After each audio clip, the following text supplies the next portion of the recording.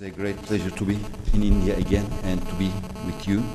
I'd like to thank to the organizing committee and to Dr. Allah Badia for their kind invitation. So in the next half an hour, we'll be talking about scheduling antagonist cycles with a relatively new protocol, and I would really appreciate your opinions on it. So why do we need to schedule IVF cycles? As Professor Blokel mentioned yesterday, you may want to play golf over the weekend, or the patient may want to play golf over the weekend.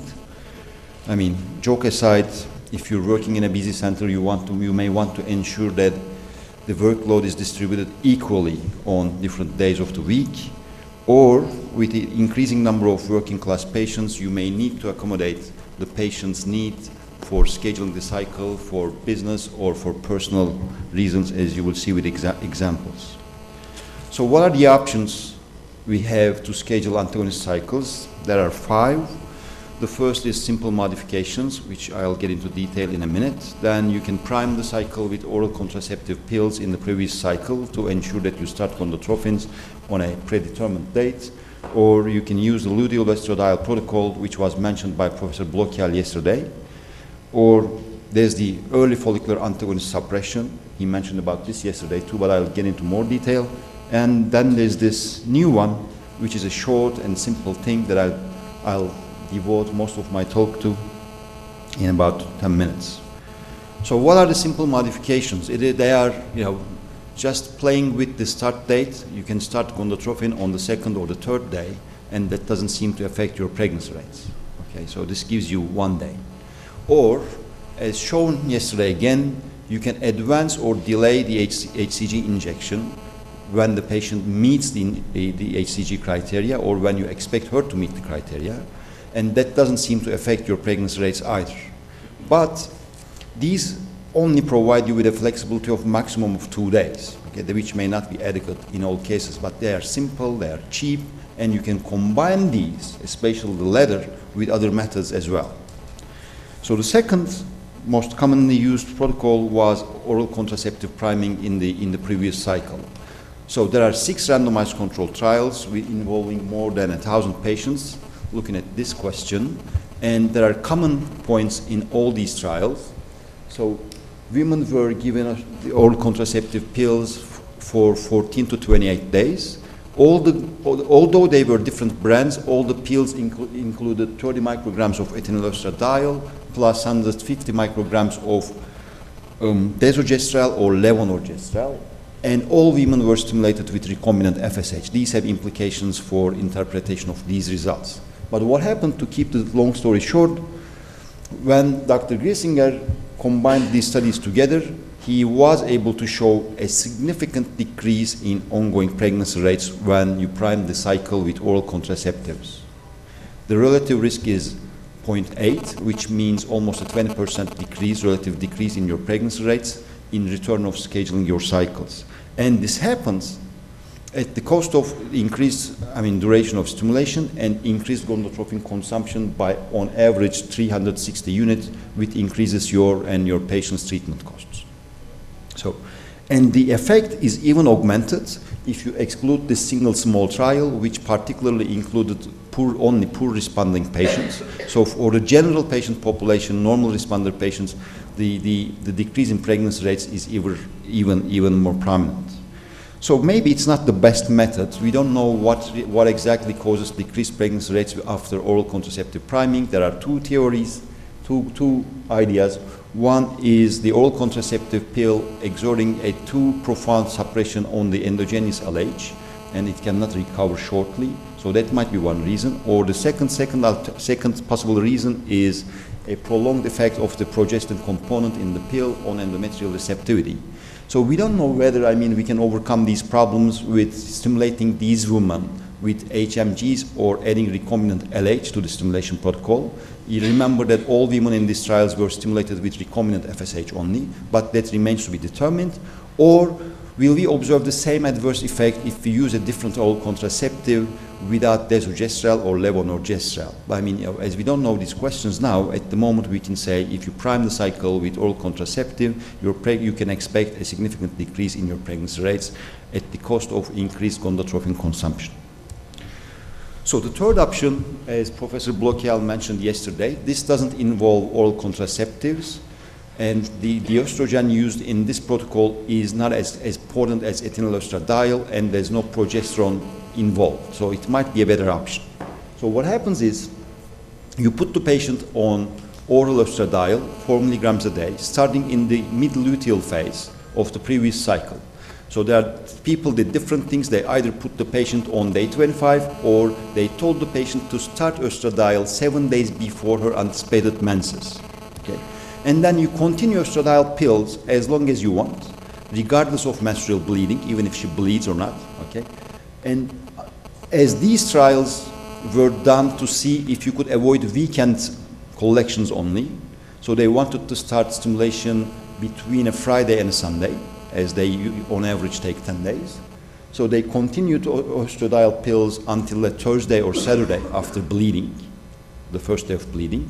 Then you stop estradiol and start gonadotropin the next day. Okay?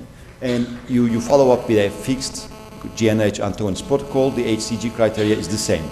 So here's the rationale.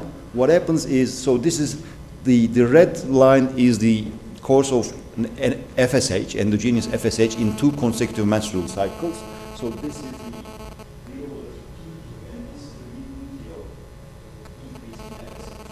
when you start estradiol pills in the mid-luteal phase, you suppress endogenous FSH surge even before it starts. Okay? And those small antral follicles which have already become FSH sensitive, their growth will be arrested, so they won't grow. And you can also hope that they will be better synchronized, as there would be other follicles emerging from the primary pool. So that they will also join your cohort. And you stop the pill, the estradiol pill, when you want to start your stimulation, and then follow up with gonadotropins, so all the follicles will grow together. So that's the idea behind it. There are 2 large randomized controlled trials looking at this. One is the one conducted by Professor Blochial, which he mentioned yesterday. He included almost 80 patients. The other one is the French study that he also mentioned. It's a pretty large one. They recruited more than 400 patients. So when I combine the results of these 2 studies in this meta-analysis, what happens is the duration of stimulation is significantly increased. So the ovary cannot overcome the suppression right away. Okay? And the total gonadotropin consumption is also significantly increased, though it is increased less than following oral contraceptive pills. The increase is on average 174 units, okay, in total. But despite longer stimulation and higher gonadotropin consumption, and the hope that the cohort will be better synchronized, the number of collected oocytes or metaphase 2 oocytes is not increased. Okay?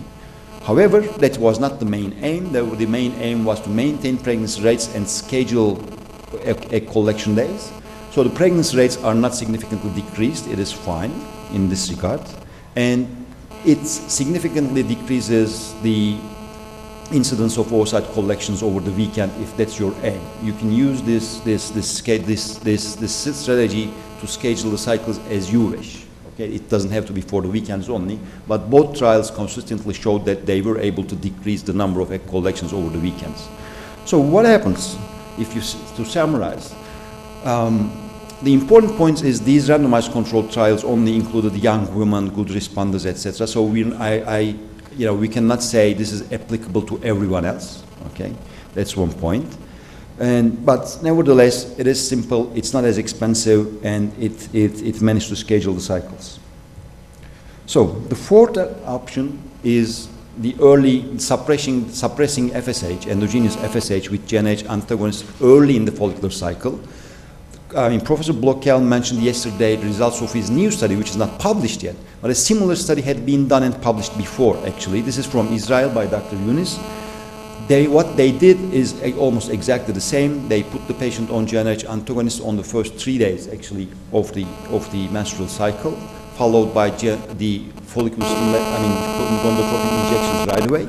The aim was not to schedule cycles. They actually hoped maybe they could better synchronize the follicular cohort in this antagonist cycle and improve pregnancy outcomes.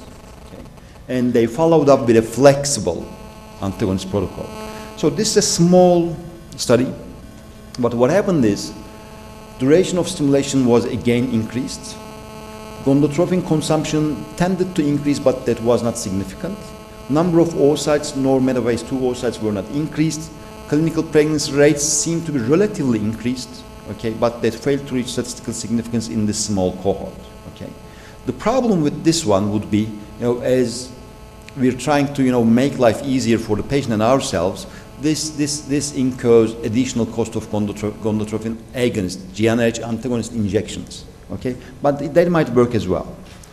So something similar has been done. The Cornell group combined antagonist suppression with luteal estradiol and the follicular estradiol. So they named this something called the Mikve protocol. So let me explain it just briefly.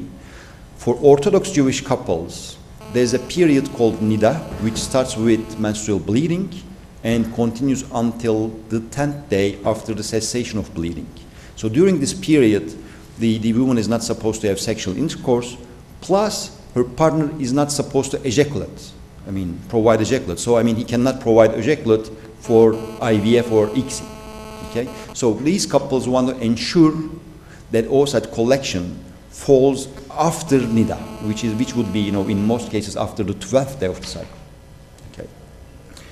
So what they did to ensure that collection happened 12 days after 12th day of the cycle, so this is a different scenario for scheduling.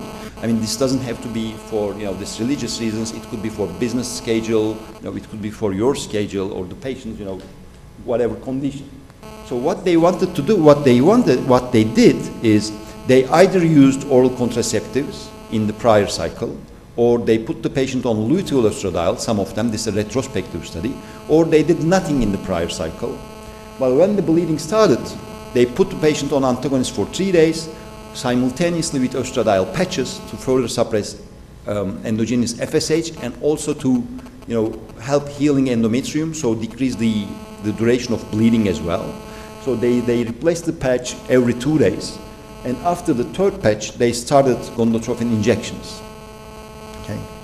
So, and they followed up with a flexible antagonist protocol.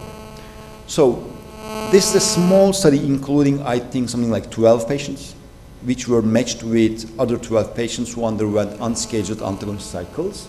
As you see, gonadotropin consumption was significantly increased by almost 500 units, probably due to this profound suppression, with GnRH antagonists and estradiol. Duration of stimulation was increased, but all the patients managed to have a collection after the 12th day on the desired period. Okay? Implantation rates weren't decreased, pregnancy rates were the same, and live birth rates were maintained as well. And look at the cycle outcomes. There is something that you need to pay attention here. The patients and the controls, the women who underwent this new protocol, were matched with controls who had the same number of oocytes collected, who had similar estradiol levels on HCG days, and who had similar number of embryos transferred. So, from a statistical, from a methodological point of view, you can say this is overmatching, okay? So this would obscure any differences implemented by this modification in the stimulation protocol on oocyte yield, estradiol levels, and the number of embryos available. So if you compare them this way, you'll end up with some similar results anyways, probably, okay? So that is something to be paid attention for, and this is a retrospective small study, but it seems something, worth to investigate further. But that would certainly add the cost of additional GnRH antagonist injections and the increased amount of gonadotropin consumption on your patient's pockets. Okay, so that might not be the ideal case. So what we did is, after reading all these papers, we thought, why don't we suppress FSH in the early follicular phase with just oral estradiol? Okay, so we decided to put patients on oral estradiol. In the protocol, it is 6 milligrams a day, high dose. And we continue it as we wish until the desired date of stimulation. And stop estradiol 1 day before, scan the patient to make sure that she doesn't have any growing follicles that has escaped the follicular, FSH suppression. And then start stimulation and follow up with a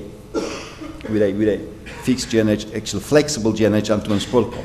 So our only concern was, is we would be suppressing endogenous FSH. So we expected the patients would have similar number of oocytes at the end. Okay? So we wanted to see if this worked at all before embarking on a randomized trial. So when we needed scheduling the cycle, or when the patient needed scheduling the cycle, we presented this as an alternative. And I've been using this for almost 60 patients now. And then we did a retrospective comparison to see if it really works. So what I'll present is a retrospective, which could be called proof of concept study, comparing this early follicular phase estradiol suppression versus flexible antagonist protocols, unscheduled cycles. HCG criteria is the usual one, is the same. We gave, regular 600 milligrams days vaginal progesterone as the luteal phase. And when we excluded, patients who were 40 years or older, who had recurrent implantation failures before, who needed, to use testicular sperm, and who had very low AMH levels, technically less than 1 nanogram per ml, or had early FSH early follicular phase follicular FSH levels above 12 units per liter. So who could have bad results anyway, to make a reliable comparison. We excluded these patients from both groups, and we ended up with 35 patients in each arm. So their ages are similar. So we matched these women only for age and number of prior failed cycles, which are important determinants of ovarian response and pregnancy rates. Okay? So age is matched and it's similar. BMIs are similar. Duration of infertility, previous obstetric history, markers of ovarian reserve were not different between the two groups, as you can see. The indications of IVF is the usual ones, and then they're not different between the two groups. And what happened is, when we look at the treatment outcome, so the median days of priming was 5 days, 75th percentile was 7 days, and as far as I remember, the longest we did this for was 11 days, actually. Okay. And when we scanned the patients before starting gonadotropin injections, after they have already received estradiol, as expected, they have a thick endometrium, which is trilaminar, and that is significantly thicker than unscheduled cycles. Gonadotropin dosages were same. As you can see, the median gonadotropin consumption was not significantly increased after this short suppression with oral estradiol. Duration of stimulation was slightly increased by almost 1 day, and you needed 1 additional antagonist injection on average. Okay, so the implication for treatment costs would not be as substantial as the other protocols. Okay, so the increased endometrial thickness, the difference in endometrial thickness, to my surprise, was maintained at the end of the cycle. It was still significantly thicker. We need to see if it will be the same finding when we have more patients. Serum estradiol levels on day of HCG, progesterone levels are similar. Number of growing follicles are similar. So our expectation that the follicular cohort would not be diminished is met here. And number of oocytes collected, number of metaphase 2 oocytes collected, fertilization rates, and number of embryos transferred are similar. But we were able to transfer more blastocysts after scheduling with this method. This could be due to 2 reasons. In our practice, we always aim for a blastocyst transfer, as long as the patient has at least 4 or 5 good quality embryos on day 3. Okay, so as we are supposed to transfer only 1 embryo or maximum of 2 embryos by law in Turkey, so we always push for blastocyst. We only transfer at the cleavage stage if the patient has only 1 or 2 embryos on day 3, which are good quality, or the scheduling needs of the patient doesn't allow transfer on day 5. Okay, so we were able to transfer a high proportion of patients a blastocyst, but the number of transferred embryos were similar in the 2 arms, and positive pregnancy test rates, clinical pregnancy and ongoing pregnancy rates, and implantation rates were not decreased after this scheduling method. And there was actually, similar to this early antagonist suppression protocols observed in Professor Blokiel's study and the Dr. Yunus's study from Israel, which are all small studies, there's a trend towards, I would say, we don't know if it will be maintained, but implantation rates as absolute numbers seem to be better in this arm, so it doesn't seem to be detrimental. So to sum it up, according to our preliminary results with this strategy, it seems to be working fine. It wouldn't increase your treatment costs as much. It's just a few estradiol pills. It doesn't seem to increase gonadotropin consumption. You would need maybe 1 more GnRH antagonist injection. And compared to luteal estradiol priming, it is a bit simpler for the patient. You don't need to calculate days, and you would use the pill for a shorter duration. Okay? But nevertheless, these results are not conclusive. It is something worth to investigate in a properly large randomized trial. Thanks for your attention, and I will be happy to answer any questions. What is the dose of estrogen which suppresses recruitment in the first few days? That's number one. And second is, when you give such a high dose of estrogen, do you come across cyst formation sometimes? Sorry? Oh, cyst formation. Yeah. So what happens? I have come across such things. So the Belgians and the French group were able to suppress, actually, there are studies for poor responders done in the past by Dr. Fanchan from France. They always use 4 milligrams a day. Okay, so 4 milligrams a day, I mean like 2 milligrams every 12 hours is adequately suppressing endogenous FSH. So why is ours 6 milligrams, actually? That's a great question. Yeah. You know, I usually, I mean, there's usually this question from the audience. That's why I keep the answer, okay, so to keep the presentation short, okay? So I initially started with 4 milligrams, okay, for a few patients, like about 10 patients or so. But as expected, when I started with 4 milligrams in the early follicular phase, you know, like 1 or 2 patients were not suppressed adequately. So when they came for scheduled start, I would see a growing follicle, okay? And then, you know, as you don't have all that time, it's just, you know, a short time in the follicular phase, I decided to increase to 6 milligrams. And after starting to use 6 milligrams a day, maybe there was 1 patient or so among these almost 60 patients I did this. So it is, that's why I'm using 6 milligrams, and cyst formation is, I would say, very rare if it happens at all. Do you have any experience of giving estrogen and adding some progesterone at a later stage, like in a nasal cycle, in the previous cycle? In the real cycle? Previous cycle. In the previous cycle? Estrogen and progesterone, not OC, combined sequentially. Yeah, you can technically do it. I mean, obviously. I mean, but I've never done it personally. I mean, as we just discussed, I mean, if the adverse effect is due to the progestin, lesogestrel or levonorgestrel, which is a potent progestin, if you do that, as you say... No, not norgestrel or something. Medroxyprogesterone or even the nasal progesterones. Or even natural micronized progesterone, yeah. Maybe that would be okay, but you know, on one hand, but you would need to, you know, ensure that the patient takes them for like, well, at least maybe 20 days at least, and you need to calculate, and you wouldn't be able to predict when bleeding will start actually. You know, I mean, as far as I know, when you stop progestin, you know, you cannot ensure when the bleeding will start. I mean, it could start in 2 days, it could start in 5 days, it could start in a week as well.